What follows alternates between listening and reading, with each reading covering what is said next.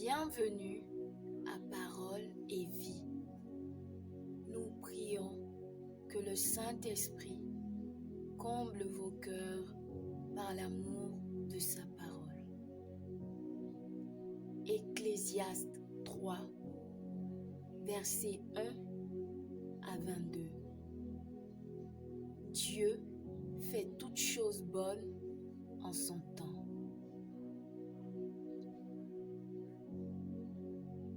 Il y a un temps pour tout, un temps pour toutes choses sous les cieux, un temps pour naître et un temps pour mourir, un temps pour planter et un temps pour arracher ce qui a été planté, un temps pour tuer et un temps pour guérir, un temps pour abattre et un temps pour bâtir, un temps pour pleurer et un temps pour rire, un temps pour se lamenter et un temps pour danser, un temps pour lancer des pierres et un temps pour ramasser des pierres, un temps pour embrasser et un temps pour s'éloigner des embrassements, un temps pour chercher et un temps pour perdre, un temps pour garder et un temps pour jeter, un temps pour déchirer et un temps pour coudre, un temps pour se taire et un temps pour parler,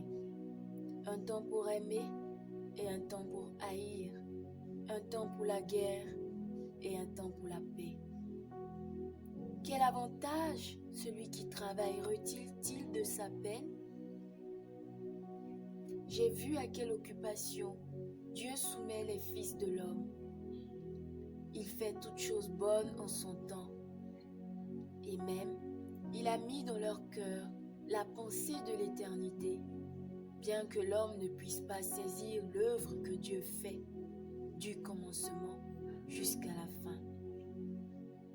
J'ai reconnu qu'il n'y a de bonheur pour eux qu'à se réjouir et à se donner du bien-être pendant leur vie. Mais que si un homme mange et boit et jouit du bien-être au milieu de tout son travail, c'est là un don de Dieu.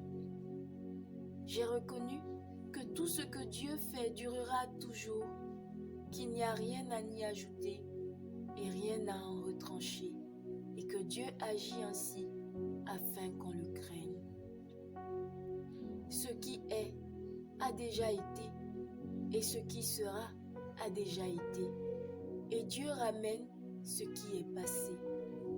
J'ai encore vu sous le soleil qu'au lieu établi pour juger, il y a de la méchanceté, et qu'au lieu établi pour la justice, il y a de la méchanceté.